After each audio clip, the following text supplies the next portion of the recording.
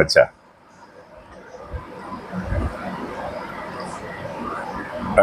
Dear students, good morning to all of you. I am Ramji Gupta, your English teacher. जो comprehension exercise की series हमारी YouTube पे चल रही है, उसमें एक और आज संडे है. I am going to add one more comprehension exercise. तो आइए, कम्प्रीहेंशन एक्सरसाइज के साथ साथ आपको इसको कम्प्रीहेंड तो कराएंगे ही, आपको मीनिंग और इसका पूरा हिंदी वर्जन बताएंगे.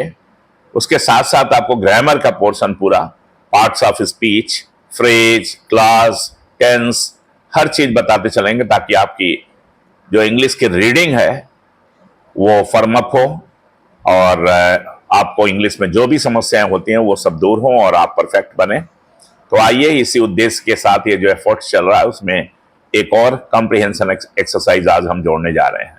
तो देखिए, ये एक्सरसाइज 66 है. The real object of education, comma, the real object of education that at which every true teacher is aiming and for which every true student is working is to draw out, train and discipline the faculties of mind, those faculties that the boy will want to use when he came to be a man. यहां तक एक sentence है. देखिए, लगभग 3 लाइनों का एक sentence है. अब इसको हम ब्रेक करके जो है आपको समझाते हैं. इसको छोटे छोटे पीसेज में जो है इसको ब्रेक करते हैं क्लासेस में, ताकि आपको आइडिया लग जाए फ्रेज और क्लास में. तो the real object of education, ये पूरा नाउन फ्रेज है सब्जेक्ट के रूप में. द डेफिनेट आर्टिकल है, डिटरमिनर हो गया, रियल एडजेक्टिव है, ऑब्जेक्ट ये हेडवर्ड है, ऑब्जेक्ट. और ऑफ प्रीपोजिशन है, तो प्रीपोजिशन हमेशा अपने बाद कोई ना कोई नाउन या प्रोनाउन लेगा ऑब्जेक्ट के रूप में. तो ये प्रीपोजिशन का ऑब्जेक्ट हो गया एजुकेशन. अब ये पूरा जो है नाउन फ्रेज हो गया कि शिक्षा का जो वास्तविक उद्देश्य है या लक्ष्य है, यानी जो हमारा जो प्रोसेस चलता रहता है, टीचर टॉट का रिलेशन चलता रहता है स्कूलों में, और जो संस्थान है, शैक्षिक संस्थान है, वहां पे अध्यापक गण हैं, वो अपने विद्यार्थियों को पढ़ाते रहते हैं. तो ये पैसेज आज एक बहुत इंपॉर्टेंट और अहम बात बताने जा रहा है कि the real object of education, यानी शिक्षा का जो वास्तविक लक्ष्य है वो क्या है. That key at which every true teacher is aiming to. Aim to at लेता है तो एमिंग एट यहां आ गया.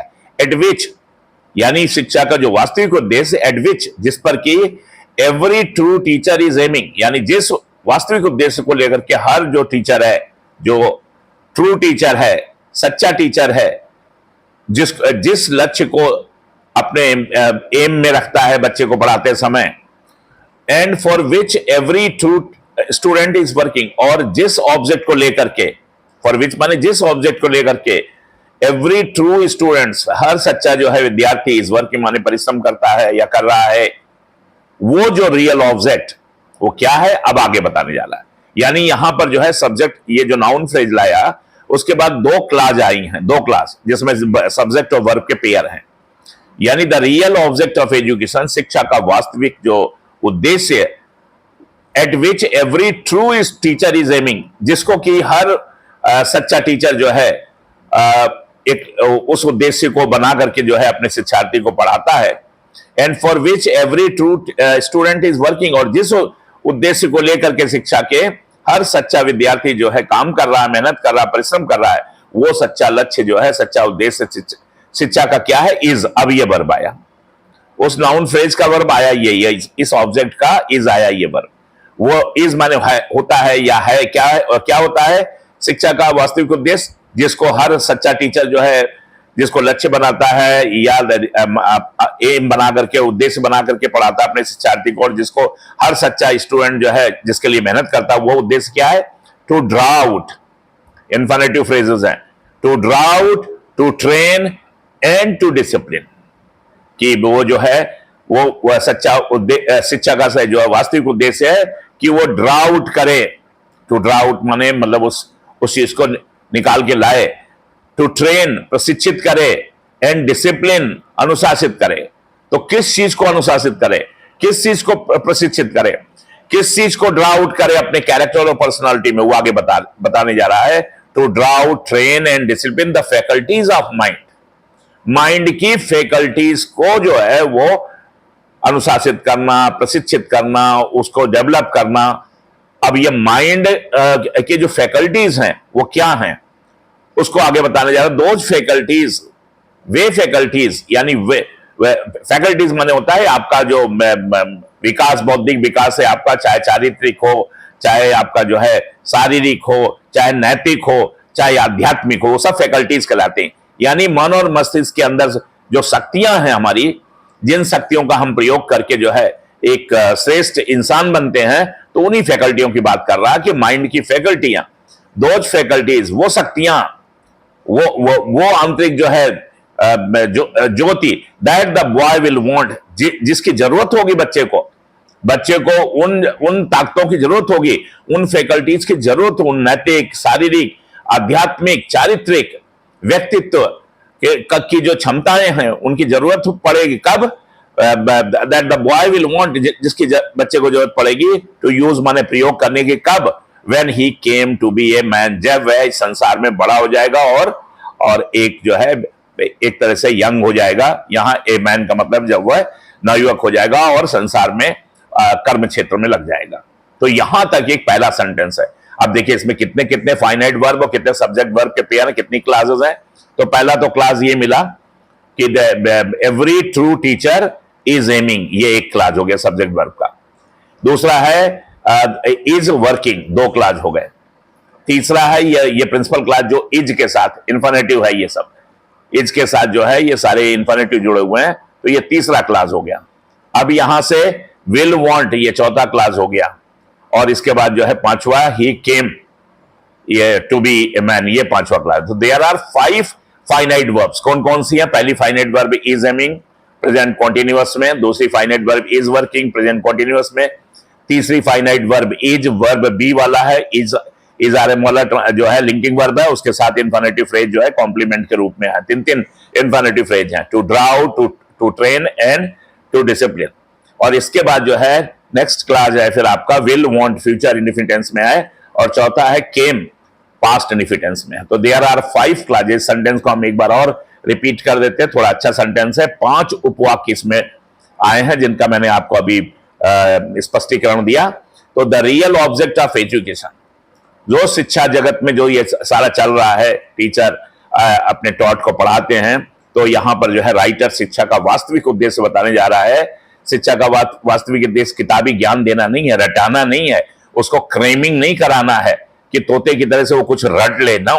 शिक्षा का जो वास्तविक उद्देश्य है, लक्ष्य है, जिसको कि हर सच्चा टीचर जो है अपने संज्ञान में लेकर के चलता है जब वो अपने विद्यार्थी को पढ़ाता है, और जिस उद्देश्य को हर स्टूडेंट जो सच्चा स्टूडेंट है, जिस उद्देश्य को पाने के लिए रात दिन काम कर रहा है, वो क्या उद्देश्य है शिक्षा का? वो वास्तविक उद्देश्य है to draw out, to train and discipline, कि हम अनुशासित करें, प्रशिक्षित करें और डेवलप करें उन शक्तियों को, उन आंतरिक शक्तियों को मन मस्तिष्क की, चाहे वो नैतिक हो, चाहे वो आध्यात्मिक हो, चाहे वो चारित्रिक हो, चाहे वो शारीरिक हो, वो सारी फैकल्टीज को माइंड और हार्ट के उसको डेवलप करना। ये वो शक्तियां हैं that the boy will want, जिनकी जरूरत उस बच्चे को पड़ेगी जिसको कि एक सच्चा टीचर पढ़ा रहा है, या जो सच्चा विद्यार्थी है जिसके लिए रात दिन मेहनत कर रहा है। ये शक्तियां जब वो डेवलप कर लेगा तो इन शक्तियों की उसे जरूरत पड़ेगी, टू यूज माने उनका प्रयोग करेगा। कब? जब वो अपनी पढ़ाई लिखाई पूरी करके और एक जो है यंग मैन के रूप में जो है समाज में जो है खड़ा होगा और अपना जो है वर्किंग लाइफ शुरू करेगा विद्यार्थी जीवन के बाद। तो ये पहला सेंटेंस है। अब आइए दूसरा, and right education is not the cramming of the boy's memory. देखिए वो बात आ गई। और जो सही शिक्षा है वो ये नहीं है, क्या नहीं है? द क्रेमिंग, कि वो रट ले। क्रेम करना माने रटना।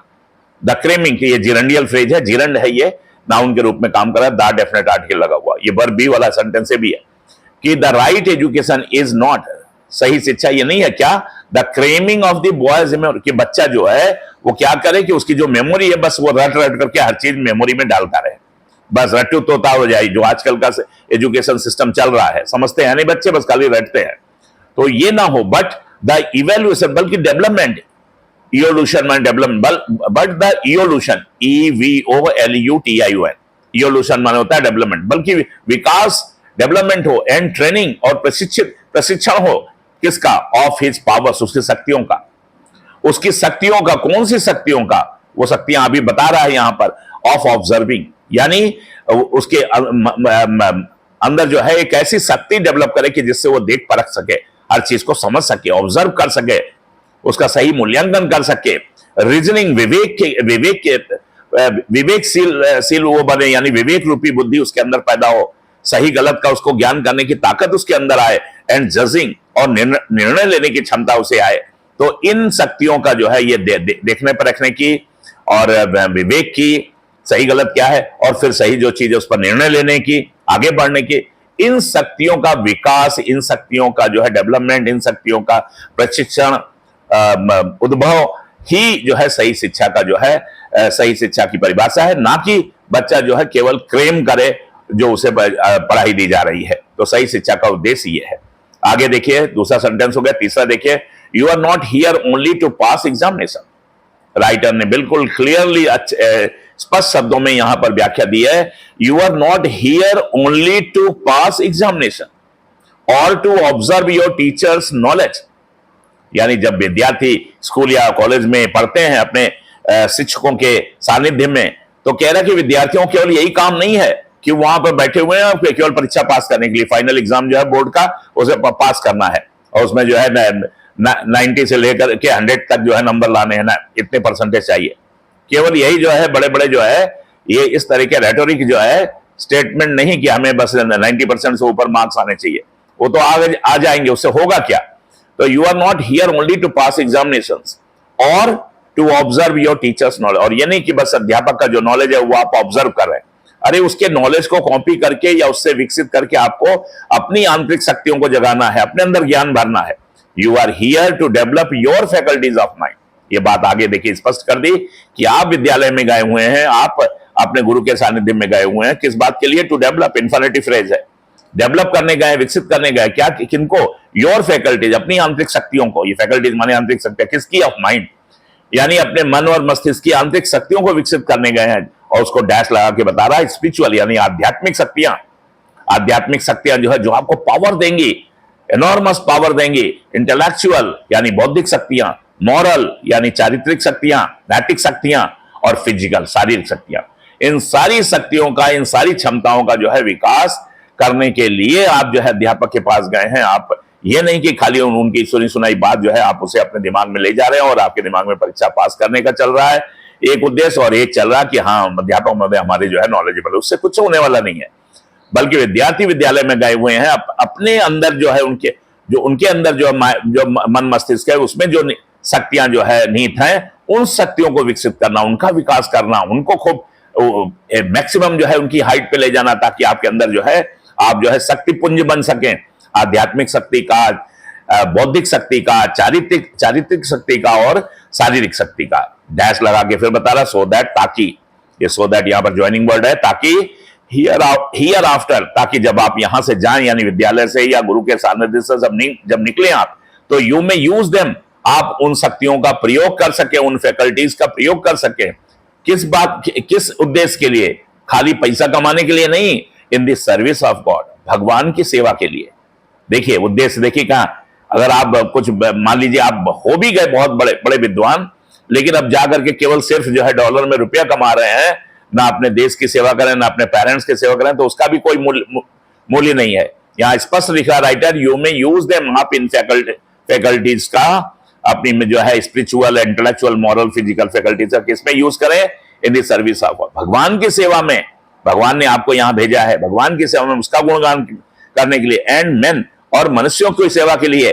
मानव हैं आप, तो मानवतावादी दृष्टिकोण रख करके आप जो है, जो आप जिन्हें देख रहे हैं बहुत नीचे हैं, वंचित हैं, नहीं उनके जीवन में उजाला है, तो उनको जो है उनकी मदद करने का, टू द क्रेडिट, जब आप ये गॉड और मैन की सर्विस में अपने सारी इन फैकल्टियों का प्रयोग करेंगे, टू द क्रेडिट, किसके लिए, to the credit and honour of your country, जिससे आपके देश का सम्मान, यानी ऑनर माने सम्मान और क्रेडिट माने श्रेय, यानी श्रेय किसको मिले, श्रेय और सम्मान किसको मिले, आपके देश को मिले सबसे पहले, फिर आपकी फैमिलीज को मिले और फिर आपको जो है स्वयं को मिले, यानी स्वयं सबसे आखिरी में।